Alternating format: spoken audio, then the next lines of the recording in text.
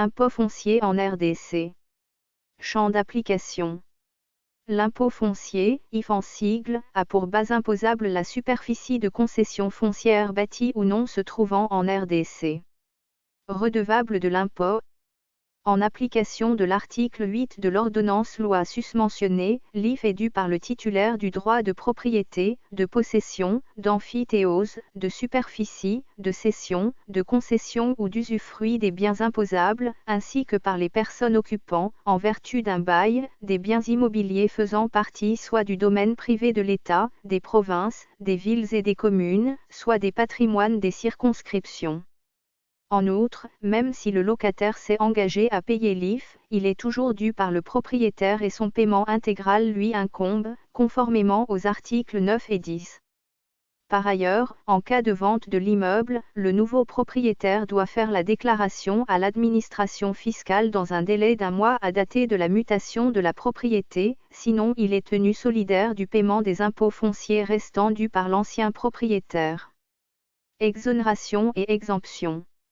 En vertu de l'article 2, sont exemptés de l'impôt foncier, les propriétés appartenant, 1. à l'État, aux provinces, aux villes, aux territoires, aux communes, aux circonscriptions administratives, ainsi qu'aux offices et aux autres établissements publics de droit congolais dont les ressources sont constituées par les seules dotations budgétaires.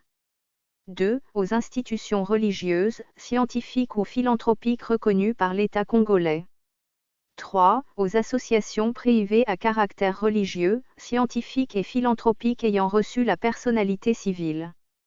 4. Aux établissements d'utilité publique. 5. Aux associations sans but lucratif des œuvres religieuses, sociales, scientifiques ou philanthropiques ayant la personnalité civile.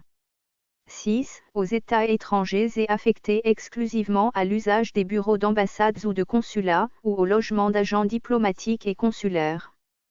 Cette exemption n'est consentie que sous réserve de réciprocité. 7. Aux personnes physiques dont les revenus nets imposables sont égaux ou inférieurs à la 8e tranche des revenus du barème des impôts cédulaires sur les revenus à condition de fournir la preuve du paiement de l'impôt professionnel sur les rémunérations et de l'impôt personnel minimum. Émoticônes n'en croyant pas ses yeux, sont également exemptés de l'impôt foncier, article 2 bis. Pour l'immeuble servant d'habitation principale, les personnes âgées de 55 ans au 1er janvier de l'année d'imposition et les veuves à condition, a, qu'elles occupent leur habitation principale soit seules, soit avec des personnes considérées comme à leur charge, CFR article 90, ICR, soit avec des personnes de même condition d'âge et de situation. B. Que leurs revenus imposables à l'impôt cédulaire sur les revenus soient égaux ou inférieurs au plafond de la 8e tranche du barème d'imposition. Émoticône n'en croyant pas ses yeux, l'exonération de l'IF, article 3, est consentie aux immeubles ou parties d'immeubles. Un degré affecté par le propriétaire, exclusivement à l'agriculture ou à l'élevage, y compris les bâtiments ou parties de bâtiments servant à la préparation des produits agricoles ou d'élevage, à la condition que ceux-ci proviennent de l'exploitation du contribuable dans une proportion au moins égale à 80% de l'ensemble des produits traités.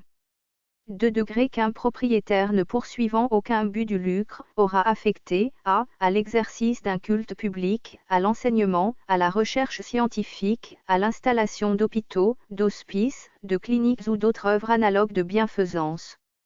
B. À l'activité normale de chambre de commerce ayant obtenu la personnalité civile.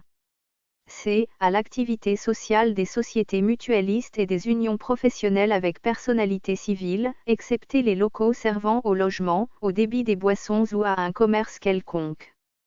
Par ailleurs, l'IF n'est pas établi en ce qui concerne la superficie des terrains qu'un propriétaire, ne poursuivant aucun but du lucre, aura affecté à l'une des fins visées au littra A, B et C, du 2 degrés du 2e alinéa de l'art.3.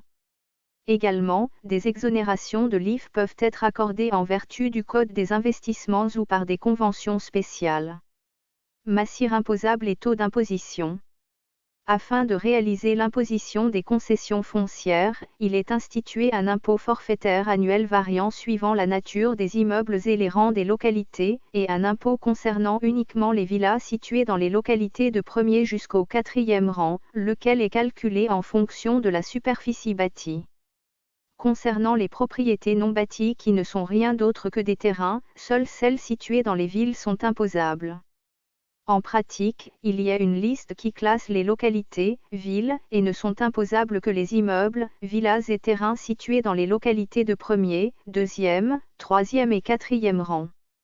Les taux d'imposition sont révisables et sont fixés selon la nature du bâtiment, villa ou immeuble, terrain sans bâtiment, et selon la localisation, localité de premier jusqu'au quatrième rang ou non.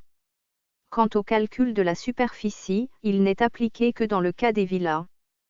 Concernant la superficie imposable de la villa, elle est déterminée par les parois extérieures du bâtiment. S'il n'y a pas des parois extérieures, la superficie imposable est déterminée en fonction des limites fictives résultant de la projection orthogonale sur le sol des bords du toit qui surmontent le bâtiment ou la partie du bâtiment. La superficie des vérandas, perrons, balcons, terrasses fait partie de la superficie imposable. Par ailleurs, la superficie de chaque partie de l'immeuble, notamment les caves, les rez-de-chaussée, les étages, combles, entre dans le calcul de la superficie imposable. Source: Code des impôts de la RDC.